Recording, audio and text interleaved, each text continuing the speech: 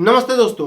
कॉलेजों में जाति धर्म के नाम पे भेदभाव खत्म करने के लिए यूजीसी ने नया कानून बनाया है, जिससे पूरे देश में बवाल मच गया है। शिक्षा मंत्री धर्मेंद्र प्रधान का बयान है कि इन कानूनों का दुरुपयोग नहीं होगा। आइए 10 मिनट की क्लास में पूरी खबर को समझते हैं। तो सभी साथी दोस्त हमारे साथ में जुड़ेंगे। चैनल पे नए आए होंगे सब्सक्राइब कर लेंगे और वीडियो अच्छा लगे लास्ट में तो लाइक कर देना। सभी साथी दोस्त यहाँ पे नियम जानेंगे, क्या नए कानून यहाँ पे लागू हो रहे हैं और आपको ये जो दिख रहा है इसमें हम डिफरेंस बताएंगे। क्या इसमें डिफरेंस है पहले 2026 के जो नए लागू हो रहे हैं, जो पहले के 2012 में नियम लागू हुए थे यूजीसी के द्वारा। और दोस्तों यहाँ पे विवाद का कारण क्यों बना है और सरकार का यहाँ पे बयान क्या है, जिसमें आपके शिक्षा मंत्री धर्मेंद्र प्रधान यहाँ पे बयान दे रहे हैं। साथियों सभी चीजों को हम लोग समझेंगे, तो आज ये एक एक चीज समझते हैं। पहले आपका आता है नए नियम क्या है। दोस्तों आपको नए नियम मालूम होना चाहिए, जिसमें दोस्तों आपको बता दें कि आपका नए नियम में होता है कि आपका 12 जनवरी 2026 को क्या एक अधिसूचना जारी होती है। अधिसूचना में साथियों क्या यहाँ पे आता है, आपको नए नियम वो लागू होते हैं जिससे कि यहाँ पे आपके एससी, एसटी, ओबीसी को सुरक्षा प्रदान की जाती है।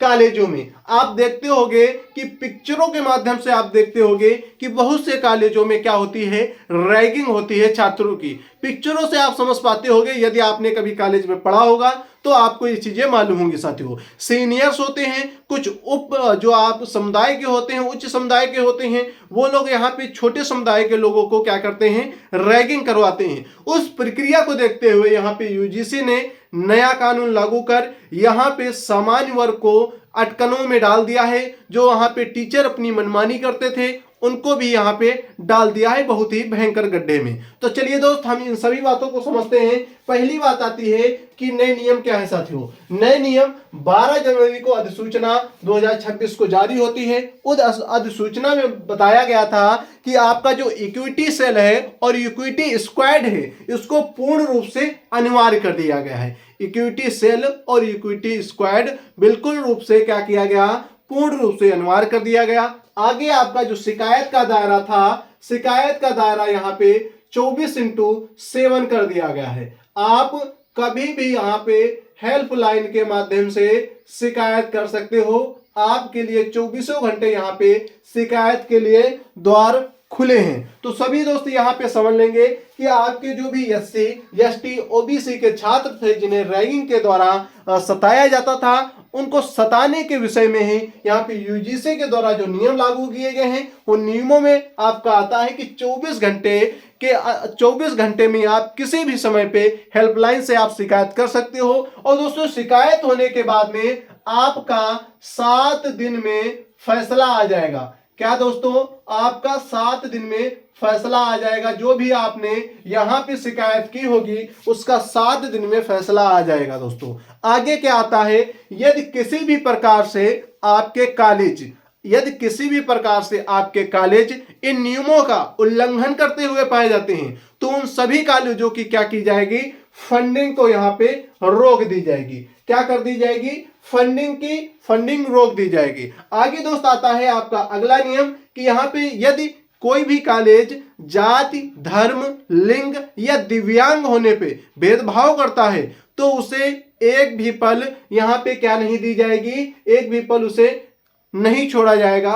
उसे कठोर से कठोर वहां पे सजा दी जाएगी। दोस्तों सजा के तौर पे क्या होगा, उन कॉलेजों की फंडिंग को पूर्ण रूप से रोक दिया जाएगा, मतलब कि बाधित कर दिया जाएगा। अब दोस्तों यहाँ पे आपको इनके 5 नियम में एक चीज क्या दिखती है कि जो एससी, एसटी, ओबीसी के छात्र हैं उन्हें सुरक्षा प्रदान की जा रही है। क्या दी जा रही है, खास सुरक्षा का दी जा रही है, जिससे कॉलेजों को साफ चेतावनी मिलती है कि यदि आपने कुछ भी यहाँ पे हरकत की, किसी भी प्रकार की भेदभाव किया तो आप बर्दाश्त नहीं किए जाओगे। आपके ऊपर कड़ी से कड़ी सजा के रूप में आपकी फंडिंग रोकी जाएगी। आगे दोस्त अब हम बात समझेंगे कि यहाँ पे 2026 और 2012 के नियमों में क्या क्या हमारे डिफरेंस हैं, क्या क्या बदलाव हुए हैं। चलिए दोस्त आपको बताते हैं। यहाँ पे आपका जो इक्विटी सेल है, आपको बताया हमने इक्विटी स्क्वाड है और अनिवार्य। दोस्तों ये क्या हुआ है, पूर्ण रूप से अनिवार्य कर दिया गया है। ये पहले क्या था दोस्तों, 2012 में वैकल्पिक था, 2025 तक यह क्या था, वैकल्पिक था। आगे आपका शिकायत का जो हमने 24 घंटे बताया है, 24 घंटे में आप किसी भी समय कर सकते हैं। तो दोस्तों आप शिकायत करते हैं, उसके 7 दिन में आपका फैसला आ जाता है जांच करके साथियों। आगे आपका आता है, यह क्या थी, पहले बिल्कुल ही धीमी प्रक्रिया थी।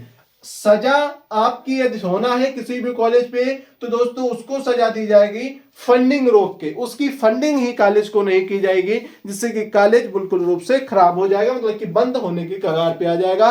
किसी भी कॉलेज को ये सरकार की तरफ से फंडिंग नहीं मिलती है तो समझ लीजिए वो खत्म ही हो जाता है। आगे ये क्या था, पहले क्या था, अस्पष्ट था। यदि यहाँ पे किसी भी प्रकार की सजा दी जाती थी तब भी ये कंफर्म नहीं हो पाता था कि किसी भी कॉलेज को सजा है या नहीं है। अब क्या होगा, पूर्ण रूप से उसकी क्या फंडिंग ही बाधित कर दी जाएगी, फंडिंग जो है वो रोक दी जाएगी।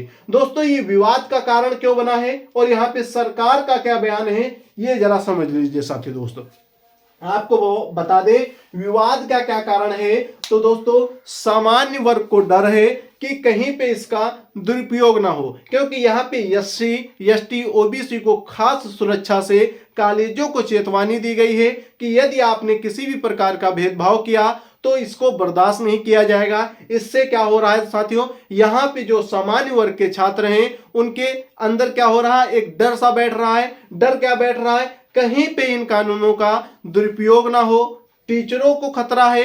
टीचरों को खतरा किस चीज से है कि यहाँ पे गलत उनके ऊपर केस ना हो, गलत केस का खतरा यहाँ पे टीचरों पे बन रहा है। आगे आपका आता है कि आपका विवाद यहाँ पे कहाँ पे शुरू होता है, आपका पहला नंबर दिल्ली, दूसरा नंबर लखनऊ में इसके क्या होते हैं, विरोध प्रदर्शन होते हैं। कहां पे, आपकी जो उत्तर प्रदेश की राजधानी दिल्ली है वहां पे हुए और आपकी भारत की राजधानी दिल्ली में ये विरोध प्रदर्शन पाए गए साथियों।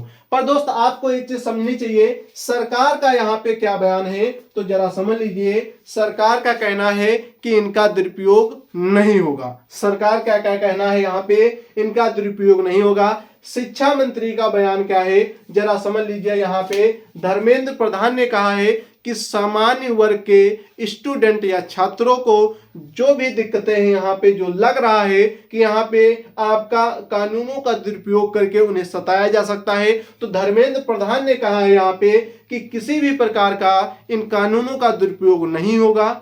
दुरुपयोग ना होकर के यहाँ पे सभी को क्या दिया जा रहा है, लेकिन सरकार क्या कर रही है, सामान्य वर्ग को भरोसा दिला रही है, जिससे कि आगे के जो कानून आए वो सही से आए। सही से आकर के जो कॉलेजों में रैगिंग व्यवस्था होती थी, नीचे तबके के लोगों को जाति धर्म लिंग के नाम पे भेदभाव किया जाता था, उन सभी चीजों को बंद करके एक शुद्ध बिल्कुल सामान्य चीजों से यहाँ पे चल सके।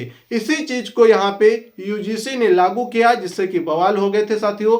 यह सारी जानकारी आपको समझ में आई होगी, तो आई होप साथी दोस्त लाइक एंड सब्सक्राइब सभी दोस्त करेंगे, हमारे साथ में जुड़ जाएंगे सभी साथी दोस्त। आज की यहाँ पे क्लास आप देख रहे होंगे, आपको कुछ ही दिनों में डिजिटल बोर्ड पे देखने को मिलेगा। तो दोस्तों आपके सामने कुछ सवाल आएंगे, सवालों में आपको पहले ही बता दें, आप लोगों को कमेंट बॉक्स में आंसर देना है। पहला आपका आता है कि नए नियम आपके कब आए हैं। दूसरी बात, पुराने नियमों में कितने दिन में यहाँ पे सजा का प्रावधान था।